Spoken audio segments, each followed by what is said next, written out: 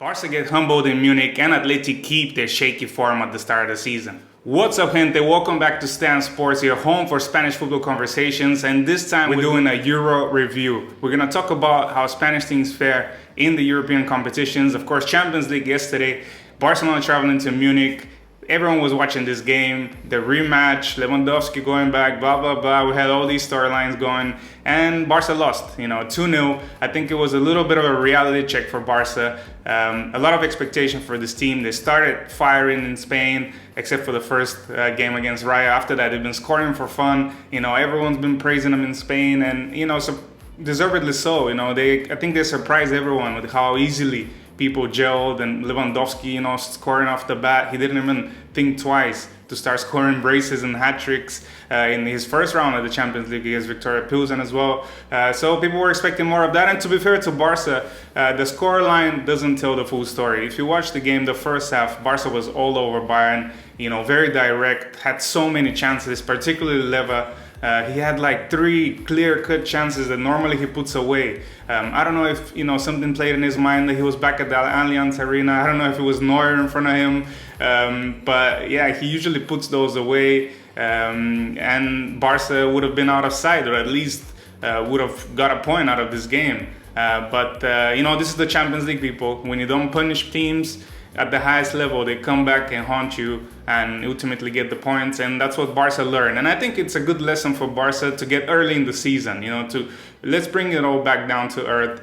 We're still building, we're still a team in transition, even though, a lot of money has been spent this summer, a lot of eyes are on Xavi, a lot of expectations, of course, deservedly so, have been raised because, you don't spend 200 million plus and not have expectation of at least bringing in a silverware this season, whether it will be a Copa del Rey, where it will be, I think a deep run in the Champions League is expected of this team. La Liga has to be contested with Real Madrid, so expectations are high, but it's good to get this humbling early. The best lessons are taken in defeat, and I think the way that the second half started, Bayern Munich scoring that goal from the corner kick, Marcos Alonso at fault for not covering his man, another area that Barca, I think can over rely on this player. There was a reason why Thomas Tuchel didn't really like him at Chelsea. This player cannot be someone that you rely on game after game. He's well into his 30s. He's lost a bit of pace. He can be fine in La Liga games, but in those top European games, they're gonna miss players like Jordi Alba. Then for me, honestly, Koundé on the right, he does a job. Obviously, he's such a good player that he can play anywhere across that defense, but you're not using him, for me, correctly 100% if you're not putting him in that center back position. I think him and Araujo, even though they might seem like similar players at first glance, can build a really good partnership that can really kind of take Barca forward, even attacking wise. So I would like to think that Xavi has that in mind once, maybe he starts employing Sergio Roberto, and once maybe he starts trusting Bellerin more on that right side. But I do think you're wasting a little bit what Koundé is good at that right back position, and we saw in the second half, when Barca's under pressure, they still make mistakes, and Bayern targeted that. As soon as they scored that goal, they were all over Barca. They kind of sniffed that they can score another one, and surely, a few minutes after, Sané just dances in the middle of that defense and scores a brilliant goal.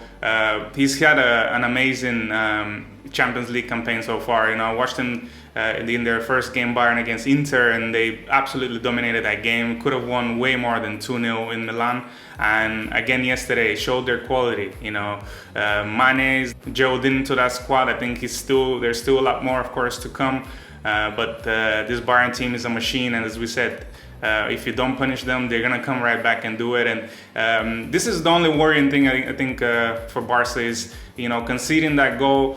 Kind of the guard is down. Maybe those goals start coming back of those thumpings that Bayern gave them, and they concede another one. This is something that I think Xavi will definitely look at, try to improve, mentally, because even in the second half, Barca was fine, going forward. Dembele with his marauding runs. I think Pedri hit the post. so many chances. Barca should have at least scored a goal, if not two, in this game. But this is what happens, and this is why this team would need time, even though they're not going to get any time, because, as we said, they need to be achieving things this season already. That's the type of club they are, and that's the type of expectation they've put on themselves with the kind of summer transfer window they've had. Penalty shout as well against Dembele. You know, first of all, Alphonso Davies against Dembele. Those are two speed runners. You know, it's very difficult to see it in real time, but there's no excuse for the VAR. And it didn't go to VAR, which is baffling for me, because this was a foul. It was a foul from Alphonso Davies. He doesn't get the ball. He stops Dembele in his tracks. He falls down. Yeah, a little bit artistic, you know, waving his hands around. But for me, that is a penalty. Whether or not that could have been decisive for the game, that's another story. But yeah, really disappointed with this decision. But again, it shouldn't be something that we excuse this performance for. Of course, Barca, everything's going to be decided in those Inter games. They play Inter home and away in the next two rounds of the Champions League, and you know they're going to have to get at least 4 points to get out of that group. Let's see how they fare against them, but it's not going to be easy. You know, Inter got their away win at Victoria Pilsen, looked decent, even though Victoria looks like they're going to be the punching bag in this group. Now let's talk about Atleti, because they also lost in Germany, in Leverkusen against Bayern. 2-0 loss, you know, conceding kind of in the last 10 minutes of that game. Frimpong off the bench for Leverkusen, making a difference, absolutely killing Atletico on that right side. Mario Hermoso was struggling to keep that guy, and he provided, you know, beautiful 2 assists for those 2 goals. And Atleti continue with their shaky performances this season. You know, they've shown us this in La Liga. One game, they're brilliant, they're scoring for fun. You know, last round in La Liga against Celta, 4 goals. Suddenly you think, okay, this is it. They're gonna have more confidence. They're gonna be playing more attacking football. They're gonna be scoring goals. They go to Leverkusen and they have basically no shots on target. Penalty shout as well. Let's be fair. Tapsoba, unintentional, but hits the ball with his hand, changes the trajectory of the ball. Hermoso was right there to tap it in. So for me, again, a penalty, and really cannot understand what's going on with the VAR in Europe. But again, Spanish media, easy to target this incident and say, you know, this is why Atletico lost. This is a robbery. Yes, it's a mistake, but no, this is not why Atletico lost. Atletico lost the game because they cannot score a goal to save their lives. You know, in the last round of the Champions League, again, it was Griezmann in the 97th minute scoring a goal and winning for them. Something's not right at Atletico Madrid. And speaking of Griezmann, that situation is another distraction for me. You know, you cannot have a player of his quality playing only 30 minutes because you have a clause in your contract that if Atletico plays him more than 50% of the time, they have to pay Barcelona 40 million euros. I mean, what kind of club does that? I've heard that both clubs are going to meet and try to hash out a deal where they're going to lower that clause so Atletico can just pay that and Griezmann can play. I mean, very sensible. Why wouldn't they do that in the summer and do it earlier? Because Griezmann is probably the best attacker in that team at the time. You know, why wouldn't you have him and Joao Felix? Why wouldn't you involve Correa from the start? You know, he showed against Celta that he is that guy in front that can energize the team, you know, start attacks, finish, assist. You know, he's been consistently doing for Atletico Madrid for over the years. He signed a long-term deal, and he deserves more of a chance. You know, Morata is in a slump, not scoring, looking disinterested.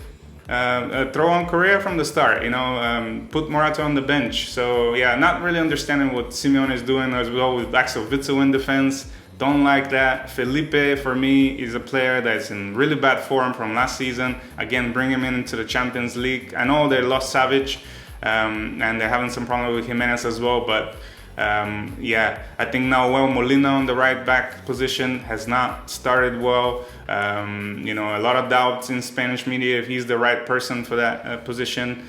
Let's see if he can come good, of course, but yeah, the start has not been well for him. I think the only transfer in the back in the past 2 years that's worked for Atletico is Reinildo. He looks like the only solid option in the back. But yeah, a lot of question marks about Atleti. Of course, they have the derby coming up this weekend against Real Madrid. Couldn't come at the worst time, of course. But maybe it's a game that they can turn this season around, but I highly doubt it, to be honest. Real Madrid always shows up for the derby. Benzema might be back. Vinicius looks on top of his form. Let's see what's going on for Atleti, but they need to buckle up their ideas if they want to get out of this group, which seems, weird to say in a group with Bruges, Leverkusen, and Porto. Let's see what happens tomorrow. Of course, we got Real Madrid still to go and Sevilla. Maybe they can do it for Spanish football, get some wins, and make us feel better here in Spain. This is a channel where we discuss everything that has to do with Spanish football. We're doing match day vlogs, we're doing analysis. We're gonna have some guest journalists on and talk about their teams as well. So stay tuned to Stan Sports. Make sure you subscribe, like the video, and let me know in the comments, how did you see Barca's performance last night? Should Barca fans be worried? Should Xavi be worried? Let me know in the comments below. Thanks guys, hasta luego, ciao. Hello, subscribe to Stan Sport for La Liga content.